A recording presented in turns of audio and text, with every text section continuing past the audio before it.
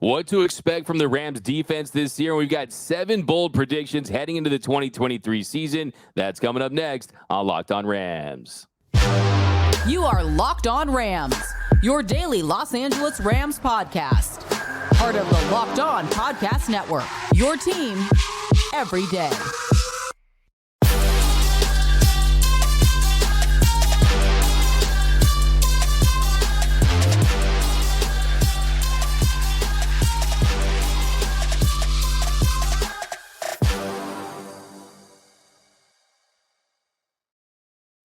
What is up, Ramley? And welcome to another episode of Locked On Rams, your daily podcast covering your 4-time champion Los Angeles Rams. Free and available wherever you get your podcast. Locked On Rams, part of Locked On Podcast Network, your team every day. And if you haven't yet, be sure to subscribe to the Locked On Rams YouTube channel. Hit that subscribe button, hit that notification bell, hit that like button, and let us know. Do you think the Rams have done enough on defense to be solved this season? My name is Doug McCain. My friends call me D-Mac. You can follow me on Twitter and Instagram at DMac_LA. I've been covering LA sports for over a decade, the Lakers for SI, the Dodgers for Dodgers Nation, now the Rams for Locked On. And as always, I'm joined by the people's champ, Mr. Travis Rogers. You can follow him on Twitter at Travis Rogers, the Aaron Donald to my Cobie Durant. Now, Travis, we have a lot to get into on this show. We're talking about the defense. Has the defense done enough this offseason? Can we count on some of these young players to emerge? And later in the show, we're dropping some bold predictions heading into the 2023 season. But first, this episode of Locked On Rams is brought to you by Gametime. Download the Gametime app, create an account, and use code LOCKEDONNFL for $20 off your first purchase. Last-minute tickets, lowest price guaranteed. Now, Travis, we got the first game this Sunday. Lots of excitement. It feels like Christmas is coming, right? But really, as we enter this year, we haven't talked too much about the defense in the last few shows. I kind of want to focus on that here in our first segment because the defense, to me, is the big wild card. It's the ultimate mystery box because you're replacing 8 starters. Only guys that are returning are Errnes Jones and Aaron Donald. You need the defensive line to step up. You need the additions to the secondary to do their job. But to me, that is the biggest question mark is what do we see from this defense early? Does that light turn on, and are they able to tread water while these young guys figure things out? I agree with what you're saying, D-Mac, that the defense, I think, is the part that we know is going to be a work in progress to a level that is going to be new for this Rams group, right? We've seen Raheem Morris for a few years. We've seen Sean McVay for a little bit longer than that. But generally speaking, the defense has been pretty reliable and pretty consistent. I know that Sean McVay is looked at as a head coach that kind of broke the league with his offense, and it's Madden, brought to life and all these things. And that's true. But it's also been a team that's been incredibly consistent defensively because of Aaron Donald, because of Jalen Ramsey, because of guys like that have allowed everything else to kind of fall into place. Some other pieces have come and gone, whether it's Michael Brockers and Ndamukong Suh or Clay Matthews and Eric Weddle and some of these other guys, Aqib Talib, Marcus Peters. These guys have been in here, but it's been a very veteran-heavy group for the most part. And then you have some younger guys in there like a Sebastian Joseph Day. We see Michael Hoyt right now. Guys that are kind of coming in and out, but this is the first time where it's basically Aaron Donald, Errnes Jones, and we'll figure it out from there. And I think that what it looks like in Seattle, cross your fingers, hope it's pretty good, will be different than by the time you get to week 6 against Arizona. Will be different by the time you get to the bye in week 10. And certainly once you go into the second half of the season, there will be some growth. Hopefully, if the Rams have picked the right players, if they have the right schemes, if they have the right coaches, it will get better throughout the course of the season. But I do think there's going to be a pretty steep learning curve at the beginning of the year. I agree with you 100%. There's about that learning curve at the beginning of the season, and can they pass the test? Can these guys do what we hope they do and hit on some of these rookies, right? And I think the number one thing with this defense is pass rush is most likely going to be their biggest problem. I think the pass rush is going to define the defense. If they can find some of these young guys alongside Aaron Donald, then I think this defense can do enough to help this team win games with an explosive offense. I think that is the number one key. Can some of these rookies, Desjuan Johnson, he had a very strong finish to training camp. Kobe Turner, he's been working a lot with Aaron Donald. Can some of these young defensive linemen step up? Because you don't have Gaines, you don't have Robinson. I mean, you don't have some of these guys that really did a lot of the dirty work alongside Aaron Donald, and they benefited from playing alongside Aaron Donald. So my number one biggest key is how much do these young players take advantage of the Aaron Donald effect? We know Aaron Donald, he's Bruce Banner in football cleats. We know how strong, how physical he is, that he's a true superstar. But I think this could be his biggest test. This could go down as his most impressive season if we see that you can take young players that have no experience and still have success because he's going to draw so many double and triple teams. Yeah. Can they take advantage of that? I think you're spot on. They're asking him to do more than they've ever asked him to do before, and they've asked him to do a lot for a long time, right? So if he's been operating at a 9 out of 10, this is probably an 11 out of 10. I think they skipped right past 10 and gone to the other side because of what's left on that defense. Now, the good news is the defense doesn't have to be great. It just needs to be okay, right? As long as it's okay and the offense can do what we're hoping it can do, that's the path to victories. This is not the Jeff Fisher era where if you're going to win games, you're going to have to win them 9-6 or 13-10. It's not that kind of situation. You're going to have to win games 28-27. You're going to win games 31-28. That it doesn't have to be awesome. It just needs to be good enough. I think you're right about the Aaron Donald portion of all of this is that whether it's Byron Young or any of these other guys, can they take advantage of the fact that Aaron Donald is going to take up so much attention of the opposing offenses, right? That where's 99? Okay, we got him blocked up. You know what? Let's put a second guy on him. And a lot of times a third guy on him. That means there's some other guys that can go out there and run free. Now, whether or not they can take advantage of that, that's the big question. Whether or not they can create enough pressure so the secondary, the back half of the defense doesn't have to cover for 4, 5, 6 seconds. I don't care who you are. You give somebody a lot of time in the NFL, they're going to pick you apart. So somebody's got to get back there quickly. Somebody's got to take advantage of Donald grabbing all the attention because I don't think we're going to see a bunch of Aaron Donald hits, pressure, sacks early in the season until somebody else starts to step up.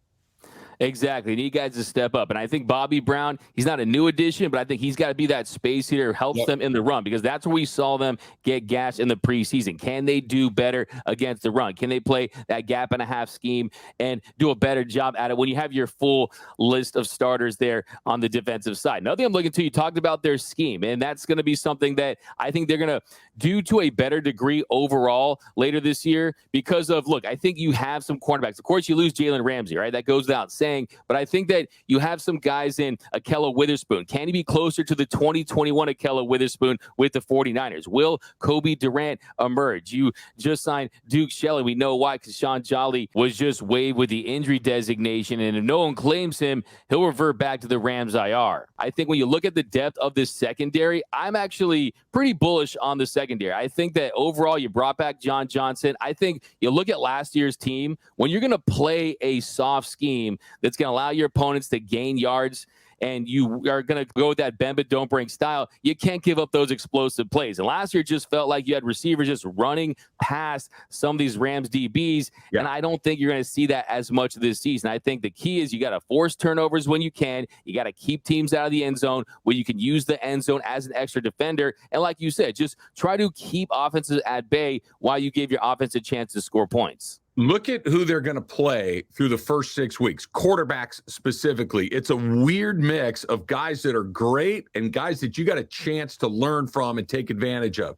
Geno Smith is probably the guy in the middle of that, right? Are we getting Geno Smith, who we got a year ago, who was pretty darn good? Or are we getting Geno Smith that we saw in the early part of career who was not?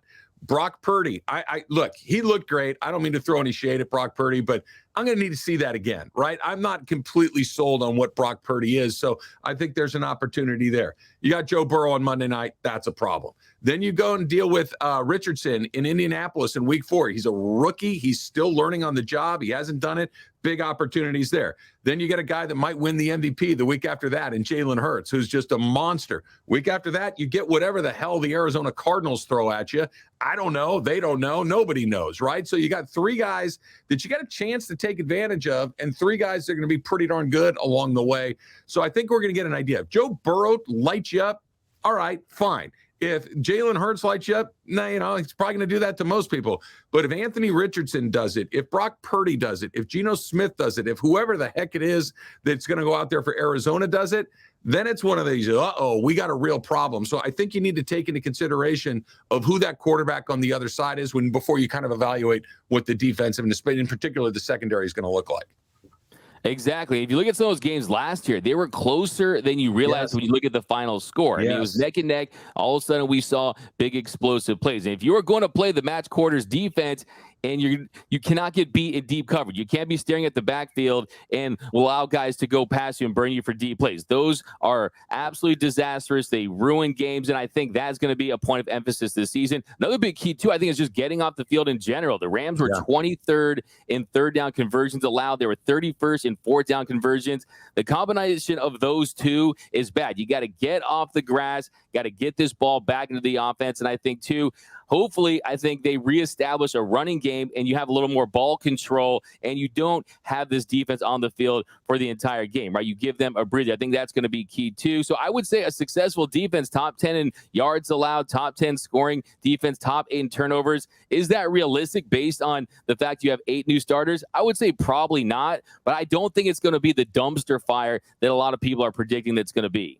The one thing I want to throw in there too, D-Mac, is they need to be good in the red zone, which they have been. That's something that you'd like to see. To your point, they give up a lot of third down conversions, but where they're pretty good is getting off that field in the red zone. They give up a lot of field goals, but not a lot of touchdowns over the last few years. So if they can continue to do that, a field goal in this league is usually a win for the defense. If they can continue to look like they have in the previous seasons inside the 20s, I like their chances to have overall a pretty successful D.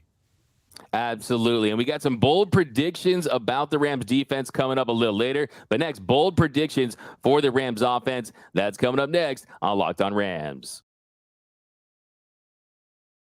All right, so why do you decide to shave, right? Why do you decide to make yourself look all clean and smooth? Sometimes I've got my beard. Sometimes I like to have it all nice and smooth, whether we're going out to a big event, you got a wedding or something. My wife just decides that she gets tired of looking at my hairy or my furry face. That's where Harry's comes in. It gives you the premium shave without that premium price tag. The starter set is a $13 value, but just $3 at harrys.com. That includes a 5-blade German engineered razor, a weighted handle, which is my favorite. You can feel it in your hand, right? It's not this light little plastic thing that you're just waving around. You can feel the heft in your hand. You get the foaming shave gel and a travel cover, right? Scheduled deliveries for as low as $2. That's half of what you're going to pay for another blade. Harry's has the highest customer satisfaction in the entire shaving industry. And believe it or not, pretty big industry, and that's still offering a no-risk trial. You don't like your shave on a daily basis? No worries. That is on them. Get your best shave ever this summer with Harry's razors and skincare products. Get a $13 starter set for just $3 at harrys.com/NFL. That's harrys.com/NFL for a $3 starter set. And we're off and running here on Locked On Rams. Thank you for making Locked On Rams your first listen every single weekday, free and available wherever you get your podcast. Locked On Rams, part of the Locked On Podcast Network, your team every day. And we want to send a special shout out to our everyday listeners. We appreciate you watching every episode, listening to every episode. And you can join the Everyday Listeners Club too. Membership is 100% free, and you won't miss a thing about your Los Angeles Rams. Now, Travis, like I told you before the show, this morning I woke up and I drank all the bright red Kool-Aid for some of these bold predictions. Wild cherry or fruit punch? Wild cherry. I'm a big wild cherry guy. I mean, fruit punch is pretty good, but I got my Hawaiian punch for that. But it all goes hard. Sometimes, I don't even put it in a glass too. I just go straight powder too. Do you straight powder, right? Yeah. So the dry chug, like the kids before the gym, where they take the amino acids straight out of the tub. Yeah, I got you. Exactly, man. It just hits different, right? But getting into this next segment here, Travis, we have to start like we always talk about on this show. The lifeblood of the NFL, the quarterback. We have to start with Matthew Stafford. Now, my first bold prediction, I'm going full-blown LeVar Ball manifesting on this one. Matthew Stafford plays in all 17 games. He plays in all 17 games. He throws over 600 pass attempts. I think that's going to be big in 2021. He had 601. So I think he's going to back up to 600-plus pass attempts. I think he's going to have himself a Pro Bowl season in 2023. Like LeVar Ball never lost. I think you might lose this one. This feels like a extremely bold Hawaiian punch Kool-Aid prediction. Look, if the Rams are going to win games, he's going to have to play in every game. Look at what's on their roster beyond him at that position. Does not fill me with a ton of confidence knowing that Stetson Bennett is the next man into a game.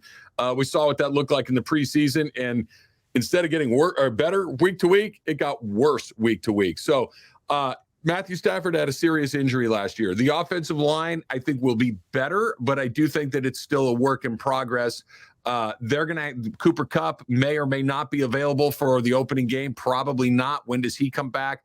Do the other guys understand their roles in this team? There's going to be a lot of pressure on Matthew Stafford. He's in his mid-30s. He's, according to the testimony of his wife, he's having trouble connecting. There may be some communication gaps going on. I would love to see him out there for 17 games. But if you told me right now, hey, you're going to get 14 out of him, I'd take it and I'd run for the hills. I think that you're going to have to get, somewhere north of 13 or 14 starts for him and games to have the Rams be in this thing. But I think where it gets interesting is if they do get off to a rocky start and struggle a little bit, if there aren't some different types of decisions being made.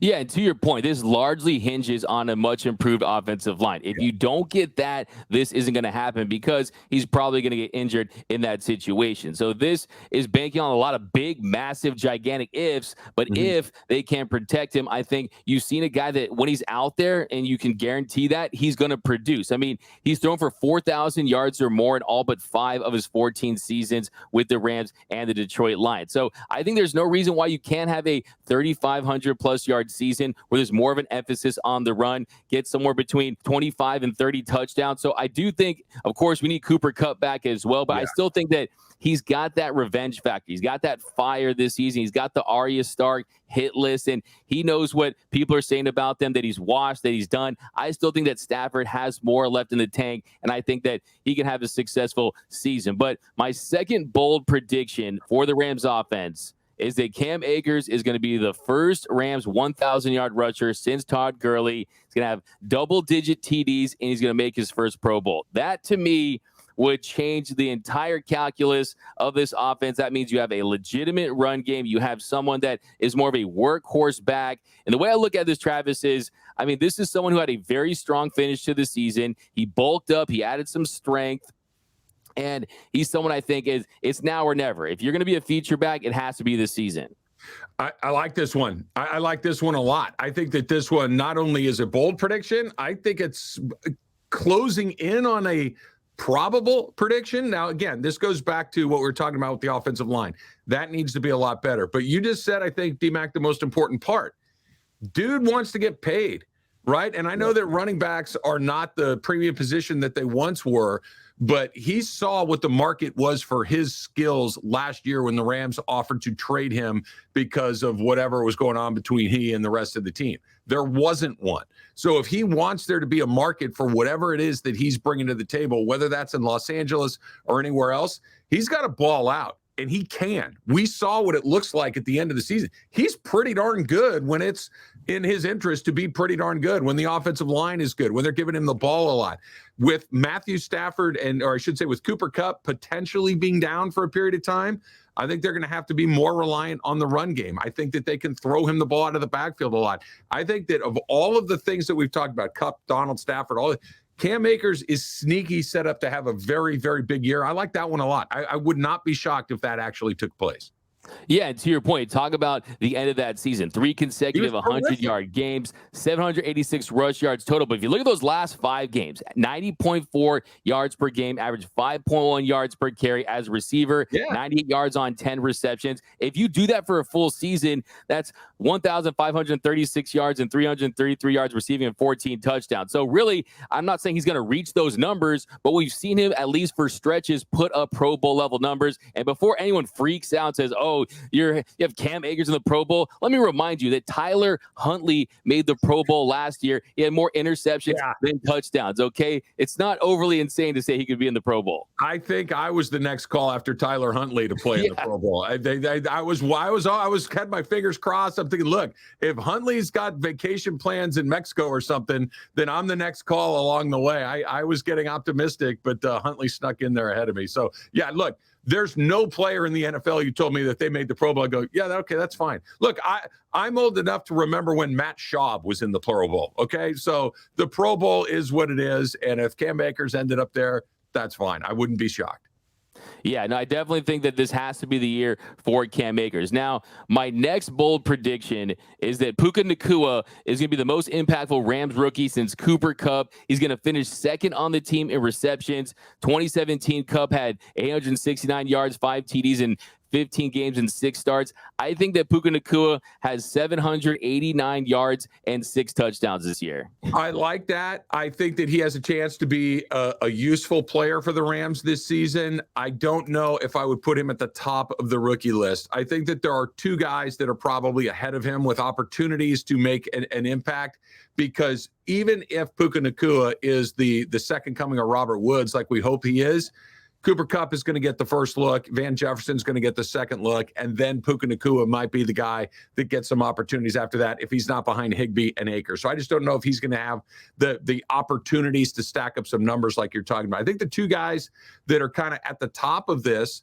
are Trey Tomlinson and Byron Young. I know we're going to do some bold predictions on defense coming up here a little bit, but just as far as rookies go, I think that those guys are going to get tested a bunch. I think they're going to get a lot more opportunities on the offensive side. But it's probably so. Look, you know what I'd love to have, D-Mac? You know what I'd love to be in like week 10 or 11 and say to you one morning, you know whose name we haven't said in a month or two? Steve Avila. Like, that would be amazing to say. And because the only thing that would mean is that he's crushing people. He's swallowing people up. Because if we're talking about his name a lot, that's probably not a good thing. I think I would put him, 1A behind Puka Nacua on the offensive side of the ball. Yeah, no, I definitely got some stuff on Avila and Byron Young in a minute here, but kind of just getting back to Puka Nacua, a couple reasons why I think that he's going to have this impact is we saw, the preseason had the 37 receiving yards and the 1 touchdown. They're like, okay, he can do it. He's not playing anymore. We think he's a dude. I think that could be the case in the regular season. You could see him say, okay, this game isn't too big for me. This is something that I can do. I belong. And when you look at the versatility, he can play in the F position, the Z role. You're going to see him returning punts. And I think that he's going to be a guy that can create space. He catches the football. He makes it hard for guys to tackle him. He falls forward. I think they're going to realize that. And once they do, they're going to say, okay, this is a guy that we can go to consistently. And I think, too, another big X factor here is the status of Cooper Kupp. And the further it takes for him to return, I think Puka is someone that can bring some consistency and stability. But the buzz has been about Puka the entire offseason. I'm the conductor of the Puka Nacua hype train. I got the Puka shells ready for game 1. I just think that he's going to be the guy, and I think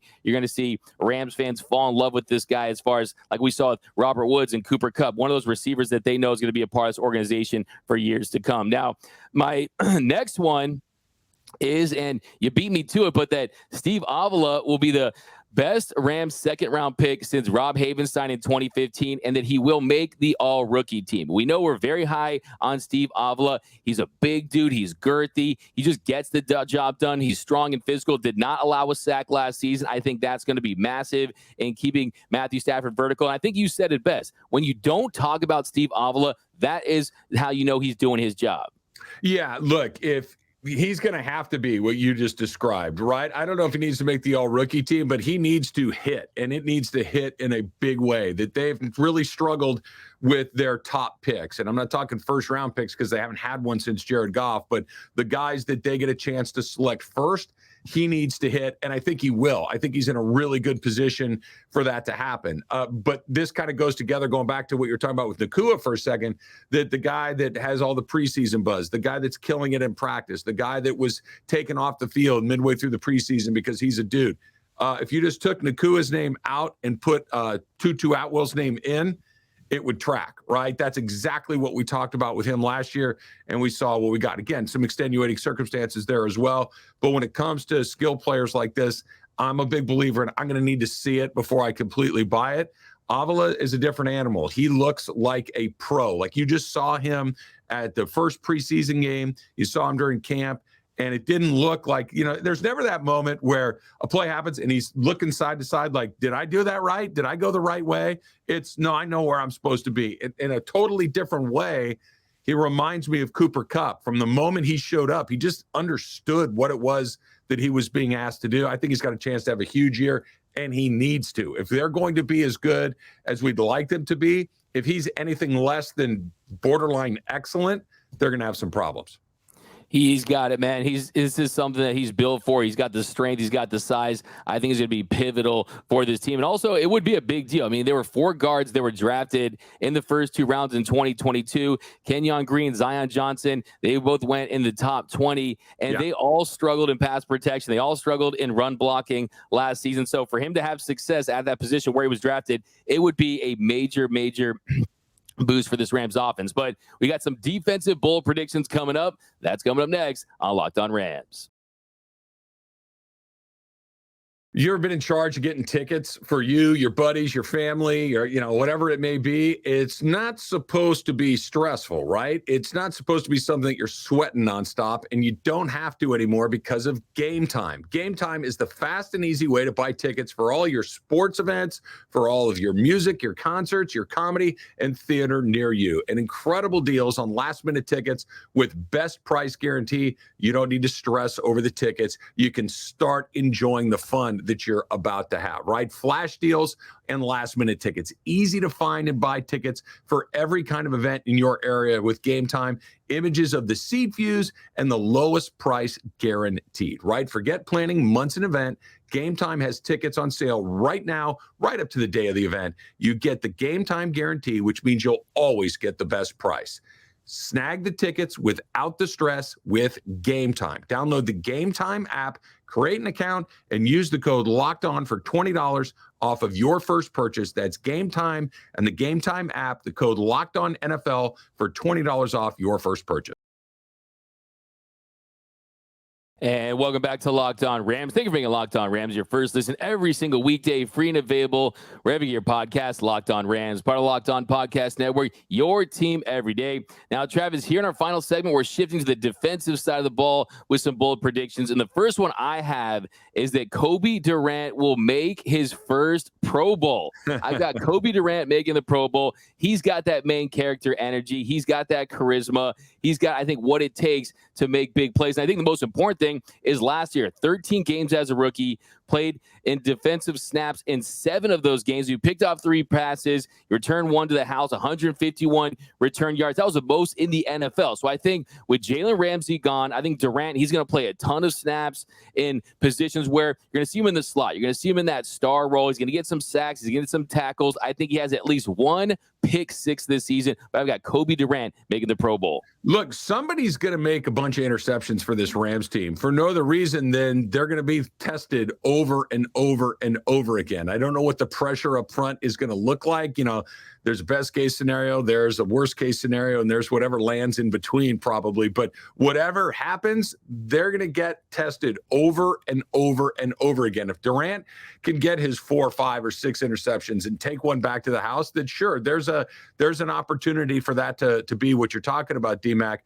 But I do think that it all comes back to whatever's happening on the back end is going to be a direct result of what's happening on the front end.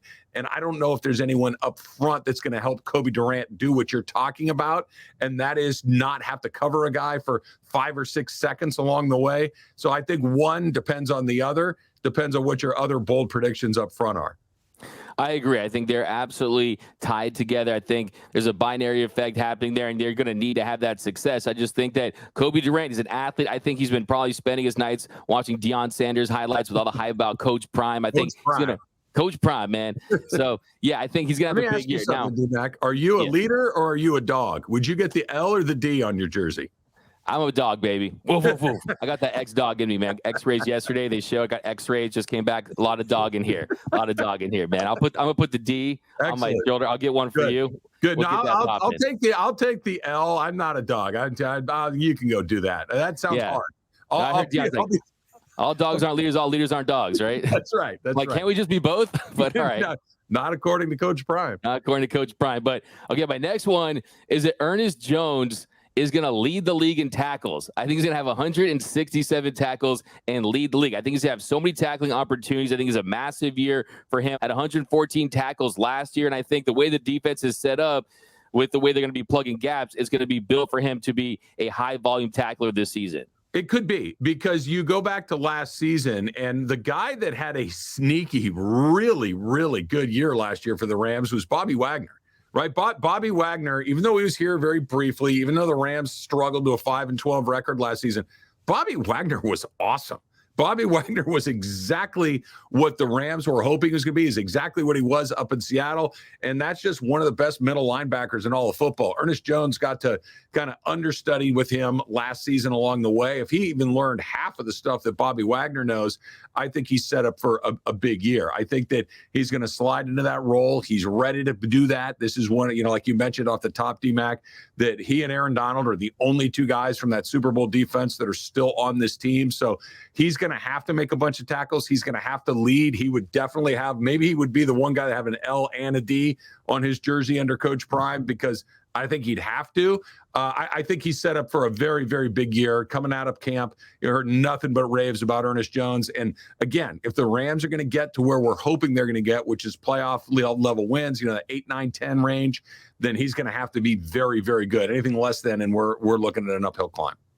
Yeah, I agree with you 100%. I think that's going to be absolutely key, and I think that's something we could see this season.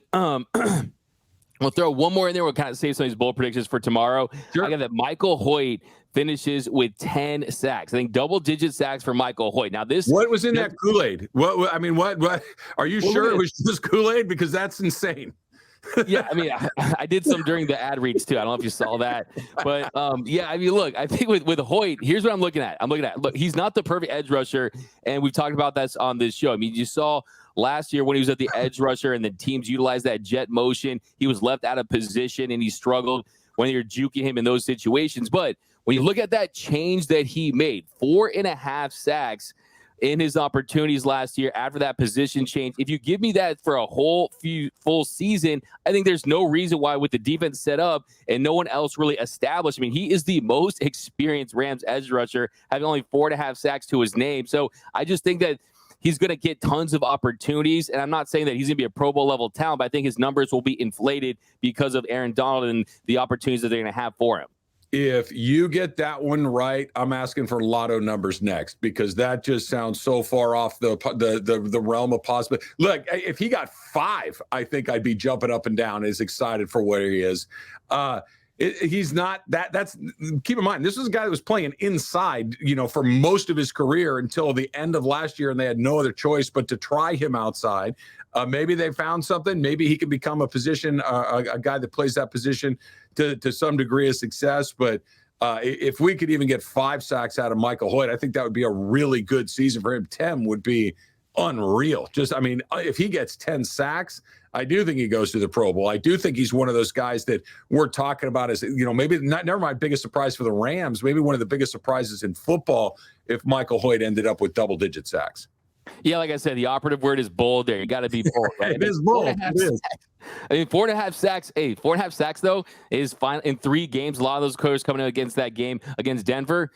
Whole season, that's 25.5 sacks. You would pass Michael Strahan as the all-time single-season sack leader. So I'm not going that bold, at least. I mean, geez, I'm just asking for 10. We need to go to FanDuel and see if you can get a prop bet on Michael Hoyt nailing the single-season prop. I bet you they'd give you some pretty good odds on that. Hey, man, if it happens, I'll definitely be taking that victory lap. But that's going to do it for this episode of Locked On Rams. My name is Doug McCain. You can follow me on Twitter and Instagram at DMAC_LA. And follow the people's champ, Mr. Travis Rogers, on Twitter at Travis Rogers. And until next time, whose house? It's Locked On Rams house.